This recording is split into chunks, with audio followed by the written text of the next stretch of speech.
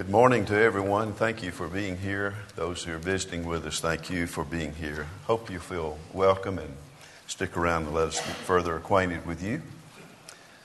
As you see on the screen, I want to talk about a subject that we all need to think a lot about, and that's the matter of self-control.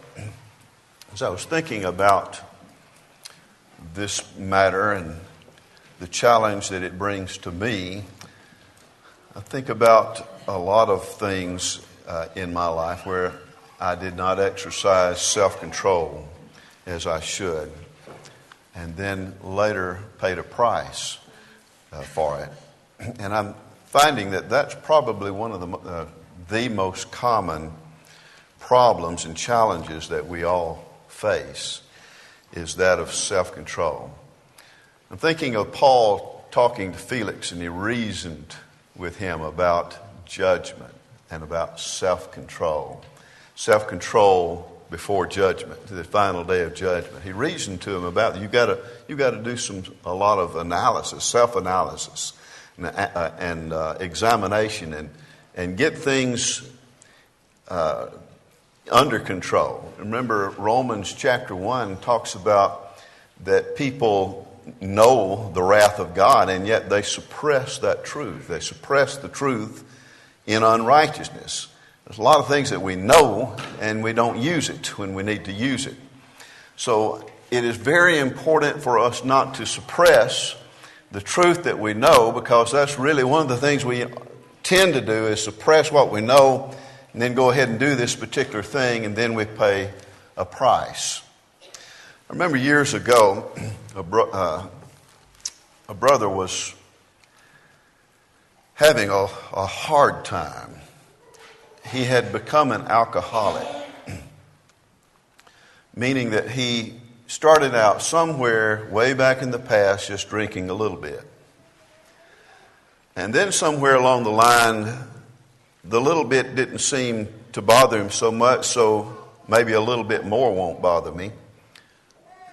And before you knew it, over a period of time, that little bit became undetected.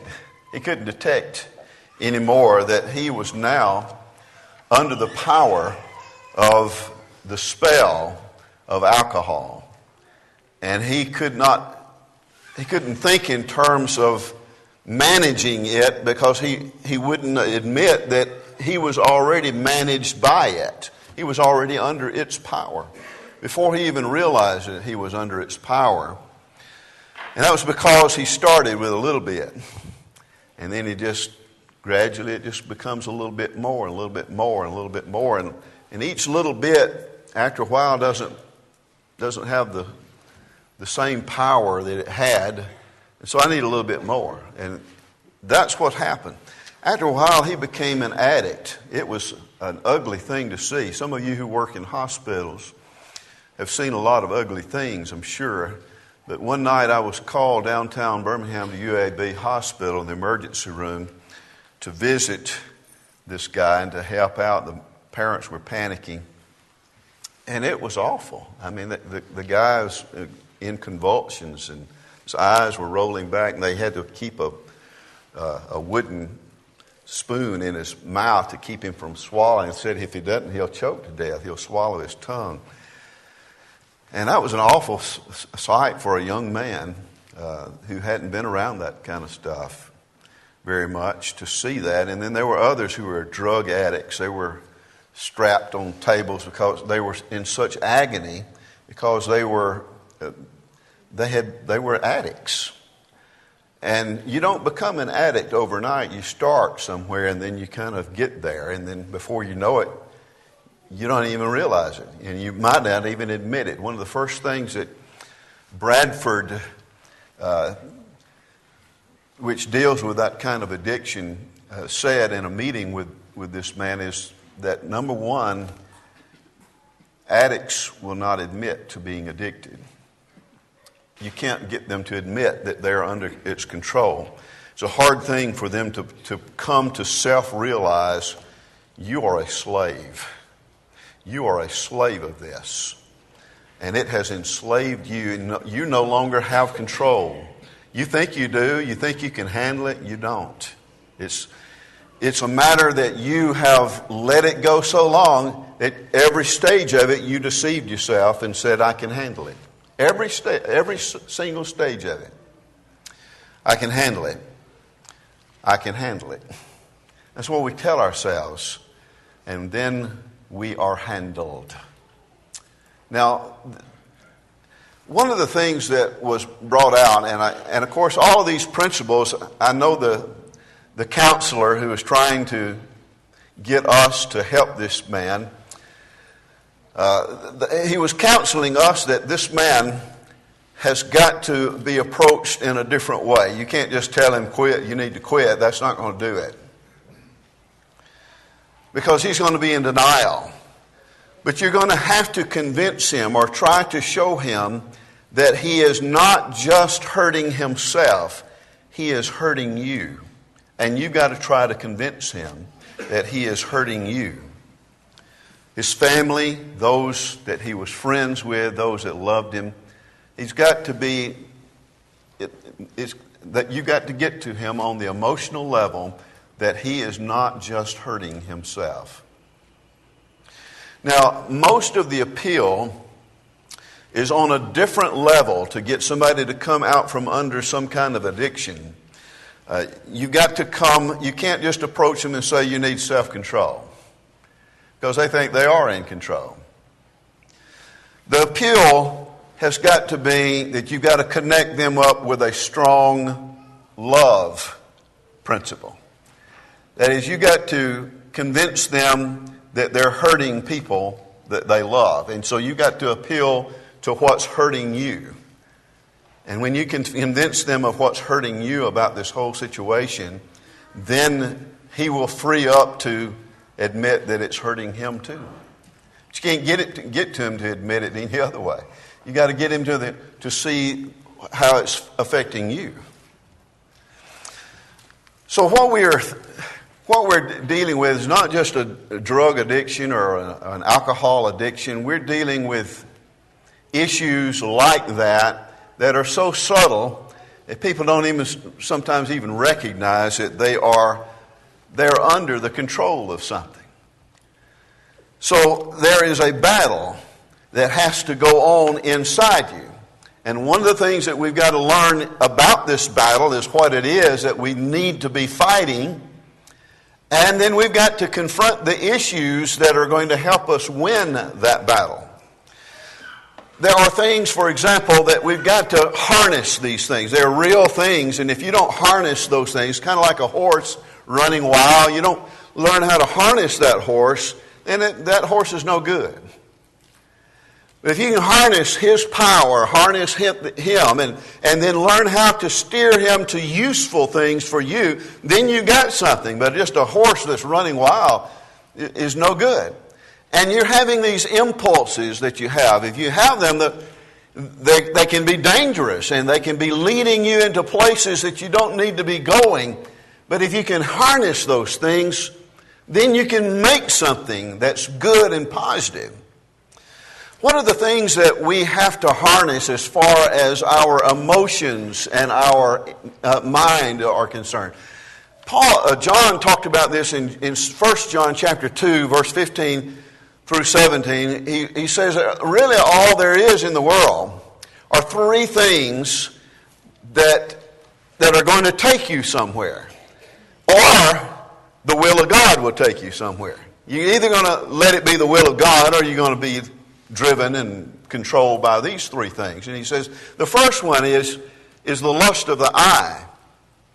That is, there's things that just appeal to your eye. Well, there are a lot of beautiful things. There are a lot of things that appeal to the eye. There are things that ought not, though. If you just let it go and you don't control the eye, then the eye will then start pulling you into things that are not good at all. And it'll start controlling you. And then he says there's also the lust of the flesh. There are things that just appeal to you sensually. They just have an urge that are strong upon you. And if you don't harness that, it's going to control you. And then there are things that are just appeal to you on a pride level. that I've got to be important, that I've got to fit in with certain people. And so it's a matter of pride. And so some things just appeal to us about, well, what are people going to think about me?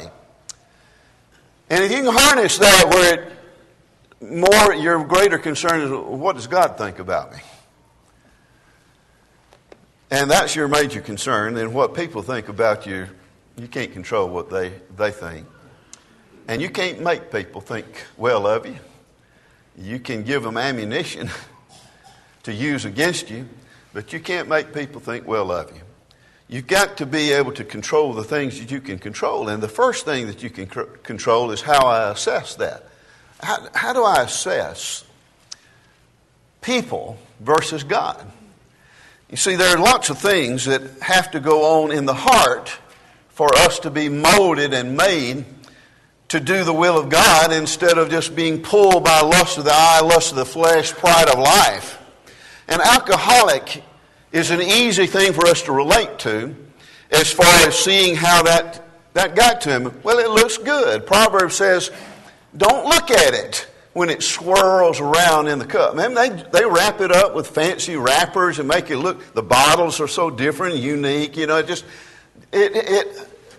I see them put the straw and the cherry on top, you know, and man, that looks good.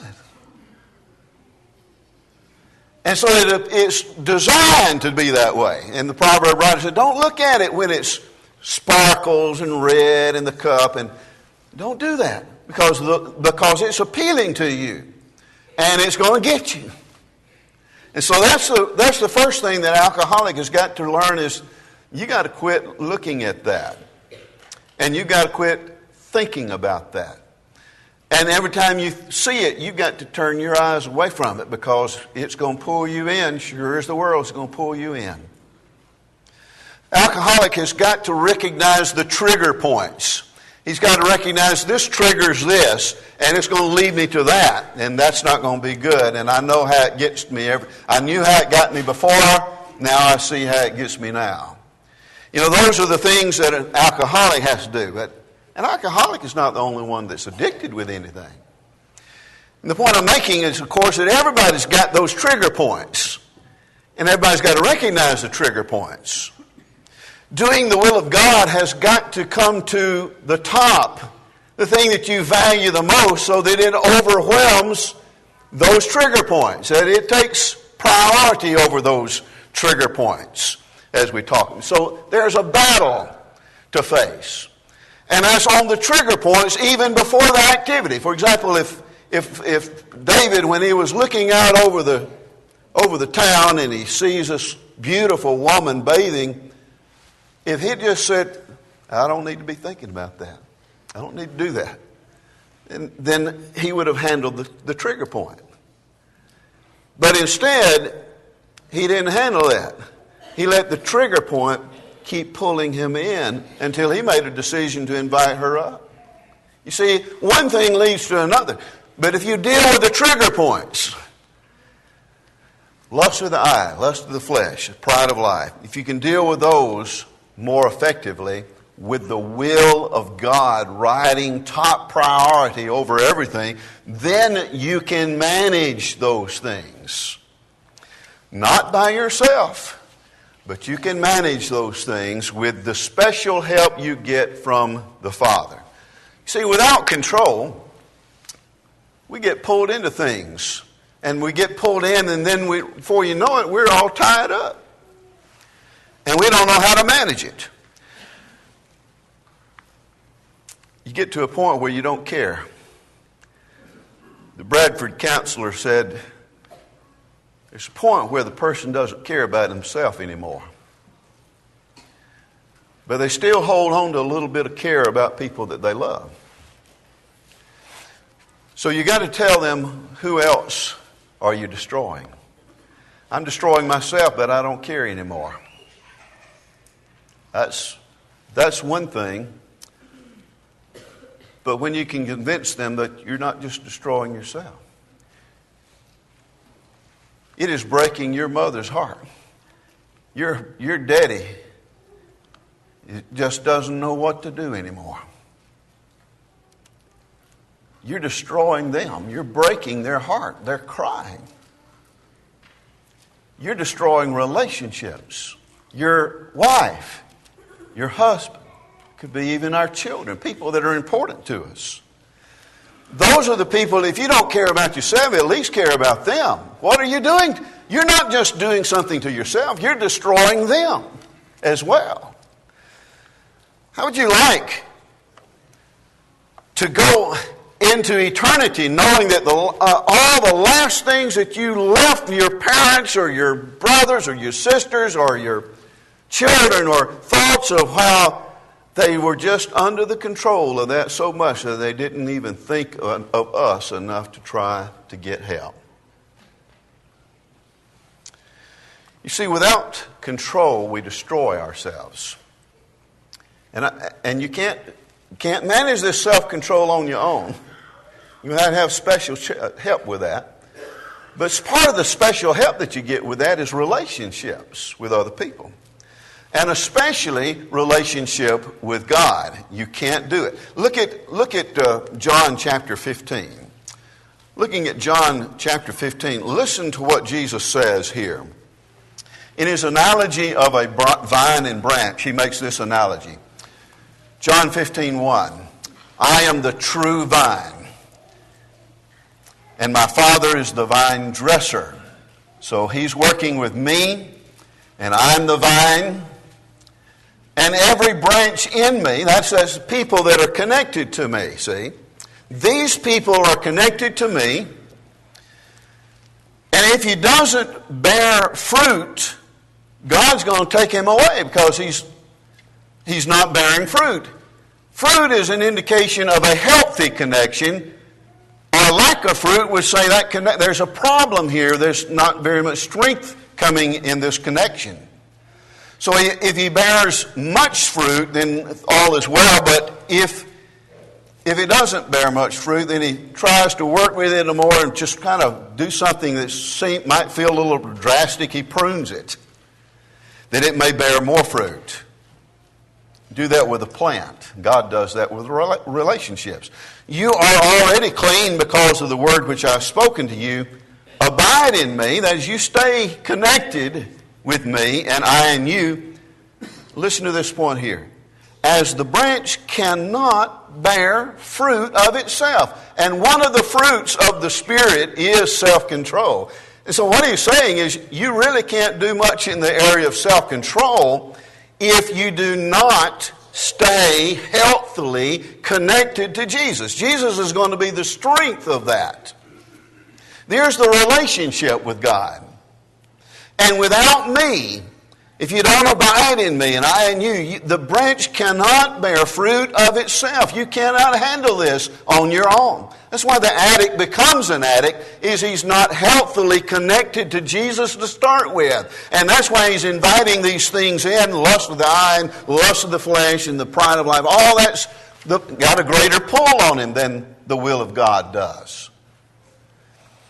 But if you abide in me, and I in you, he says, unless that happens, you can't bear this fruit that I'm talking about. I am the vine. I really am a vine, and you are the branches. And so you've got to assess, how are you connected to this vine? Is it a healthy relationship where there is energy coming constantly from him into you? Or have you somehow disconnected somewhere so that he's only maybe a Sunday morning thing? Maybe it's a Sunday night and Wednesday night thing, but it becomes habitual and the connection to Jesus has kind of died out. If that's the case, then he says you can't do anything. You're not going to do anything. The three reasons to regain self-control is because of my relationship with God. Priority number one. Priority number two is my relationship with other people. I regain self-control because of my relationship with God and my relationship with other people. And then I've got to have a bit of love myself. Love your neighbor as yourself. I can't love other people if I don't even like myself. I don't love myself. Well, you've got to get it in this order. God first, others second, yourself last. And that's not just a word that you hear, not just a phrase that you're hearing the preacher say, and an interesting concept, but it's something that you actually prioritize in yourself, because you can't have self-control unless you've allowed God control. Now the world, they don't know this. I mean, they don't have this perception. It's completely out of control. You can see that in lies, propaganda. Our government is just so full of it. You can see, why can't they just tell the truth? It's like people are in a habit of telling a lie so much. When it had been easier to say the truth, they just go out of the way to tell a lie. And they know, because they're interested in their own pride, they're wanting to look good. There are just lots of all kinds of things, but it really boils back down to those three things we said a while ago. Lies, propaganda that is trying to make it look trying to say that they're the bad guys, that they're bigots and that kind of thing. That's propaganda. That's a lot of times it is.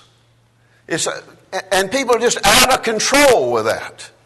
Drugs and alcohol in our culture now is so commonplace. People don't even stop to think about it. People in the world don't stop to think about it. It's just commonplace with them because they're out of control. Sexual immorality is just out of control. People are out of control. You look at the statistics on sexually transmitted diseases. People are out of control. They don't know how to control themselves.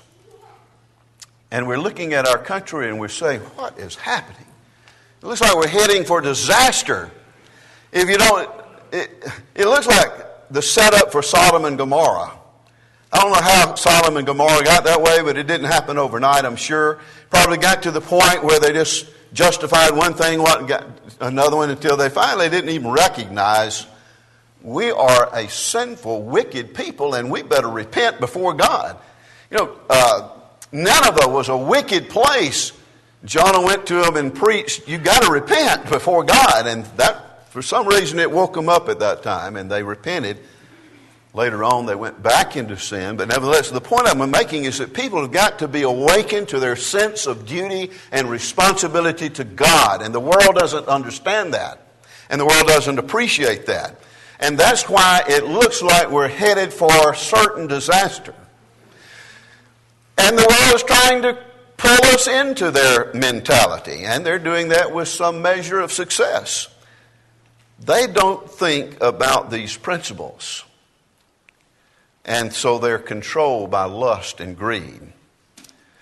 Now, what I want us to think about now is, as far as our part is concerned, if the fruit of the Spirit is one of the things is self-control, then there's got to be a relationship with the Spirit of God. And that's going to require self-discipline. Number one, I've got to have some discipline to establish that relationship with God. There's got to be some control about how much time I'm going to allot to the world's things I've got to take care of, and time that I will allot to the things of God. If you can't see the scripture I've got on the screen, here's a man, Paul. I'm looking at 1 Corinthians chapter 9. I want you to notice verse 24. Here he gives an analogy. And his analogy is that of being a Christian running to make a goal. Their goal is the most important goal. They want to go to heaven. They want to win the prize at the end. And he compares that with somebody who really wants the prize in a foot race or in a boxing match. They get themselves disciplined so that they can handle it. And he says, do you not know, brethren, that those who run in a race all run, but one receives the prize? Run in such a way that you may obtain it. That you're definitely headed for this goal. I'm not going to miss this. I can miss a lot of things, but I'm not going to miss heaven. It's that important to me. And everyone who competes for the prize is temperate. They give up a lot of things to win a temporary prize. Temperate in all things. They watch their diet, they watch where they go, they watch who they hang around with, who's going to influence them to do what. I mean, they're disciplined because they've got their mind fixed on something. Now they do it, he says, to obtain a perishable crown, but we for an imperishable crown. Which is better? The imperishable crown. Therefore I run thus, not with uncertainty, because I know it's real. I know it happened. I know Jesus died and he was raised from the dead. Eyewitness testimony, prophetic testimony, all of that is real. I know that heaven is real. I know the crown is ahead. He said so. Therefore I run thus, not with uncertainty. And I'm fighting, not as one who's just doing nothing, who's beating the air and accomplishing nothing, but I discipline my body, and I bring it into subjection, lest when I have preached to others, I myself should become disqualified. You see, it requires discipline, but you've got to be convinced of the prize. You've got to be convinced that the prize is worth it. And that's what Paul is saying here. I know it's real. It's not uncertain. And so the prize is real. Then the discipline to get there has got to be real. It requires unordinary strength. Jesus says, without me, you can't do it. But with me, you'll have that extraordinary kind of strength that you didn't know you could have, and you couldn't have had by yourself. That's why Paul in his letter to the Philippians says, I can do all things. Not on my own. I recognize it's not on my own. But I recognize I can do everything through Christ who strengthens me. Now there's where the self-control is going to be manageable. It's going to be something you can handle, something you can bring into practice, because your energy is not coming from your own strength. It's coming from His strength. He gives the strength to handle. How do you think those early Christians who were put up to persecution and torture and used as lamps or lights, they put tar and stuff on their body and lit them up as torches in their gardens? How do you think they handled that? Some of them were thrown out into the lions, used for sport. How do you think they handled that? Well, they got their extraordinary strength. Not from themselves, but they got it from Jesus. Jesus will handle it. That's why Stephen looked up to the Lord when they were throwing rocks, and rocks are pelting him, and I know it had to be painful, but he had to reach inside where he had been building this relationship with Jesus, and he had to tap into that strength to be able to say, Lord, don't charge them with this. It was an extra, unordinary kind of strength that shows you where and how you can manage not by yourself, but with Him. So I'm going to throw these things at you because I want you to think, working from that platform, how is a person robbed of self-control? Well, first of all, by not being diligent to add this grace of self-control to my life to start with. You got to want it. You got to be diligent to add it. You add to faith virtue, moral excellence, courage, self-control. You got to want that in order to have it. And you got to want it because you want to please Jesus. You want to do the right thing by Him. I think a lot of times we're just not diligent about that. We're not diligent about our relationship with Christ, diligent about our relationship with God. And therefore we say to ourselves, I can't handle that. I can't do that. Yeah, you can. But you're not going to get it from your own strength. You're going to have to have the unusual strength. Failure to plan ahead.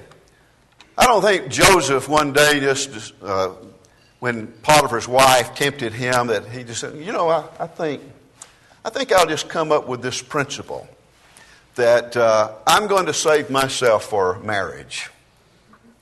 No, I think what happened is Joseph a long time ago planned way ahead. What would happen if I got into a situation where I was tempted that way?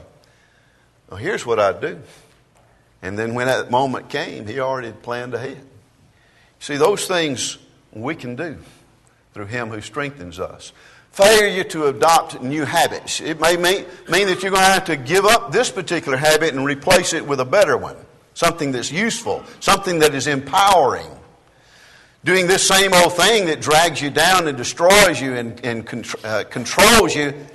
You got to do the things that don't feed that habit. You got to do something else. If you don't adopt new habits, especially habits that strengthen you, then you will be destroyed.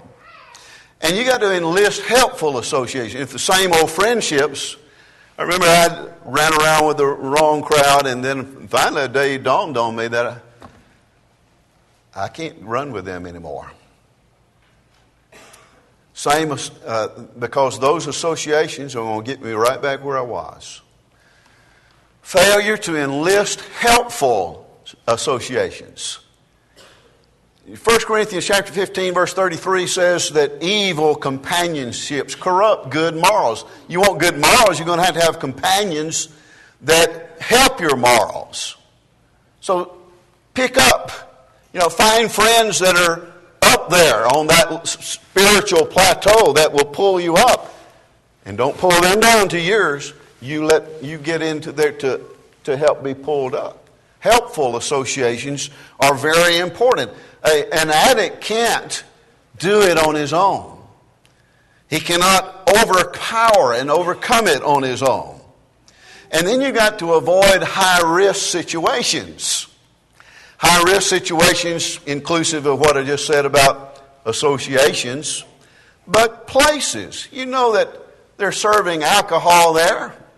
Well, don't go there. You know that's the center of everything. You know that's a dance, where they're going to be all kinds of lewd and lasciviousness going on. Well, don't go there. Why are you putting yourself in a high-risk situation? Self-control says I can control it on this end, but the more line I feed it out there, the less control I have anymore. Failure to set realistic goals. Do you have realistic goals of overcoming that particular thing? And so here's how I get from here to there. Here's where I want to be. I don't want to be here anymore. Have you set some realistic goals that says, well, I can do this right here. For this many days, I can do this, this, and this. And then we'll stop and we'll evaluate where I need to go now. Maybe I need to keep doing the same pattern now. Maybe I need to set this as I can do it for a week. I can do it for 2 weeks. I can do it now for another week. Set realistic goals that help you pull away from that particular pattern into a better one. And I said all of that because I believe ultimately we want to win the prize. But Paul says unless we discipline ourselves, we're running like we're beating the air. We're going nowhere, and we will not win the prize. I hope that we gain something out of this that we'll use. And it doesn't matter what the issue is. It doesn't have to be alcohol. It doesn't have to be sexual immorality. It can be any number of things. But if it's anything and you recognize it, that you have not been able to master it because it has mastered you up to this point, then you've got to change masters. And I hope this morning that you'll make Jesus the master of your life. If we can help you with that, please Don't harden your heart. Come and listen to what the Spirit says to you. Come and obey the gospel this morning.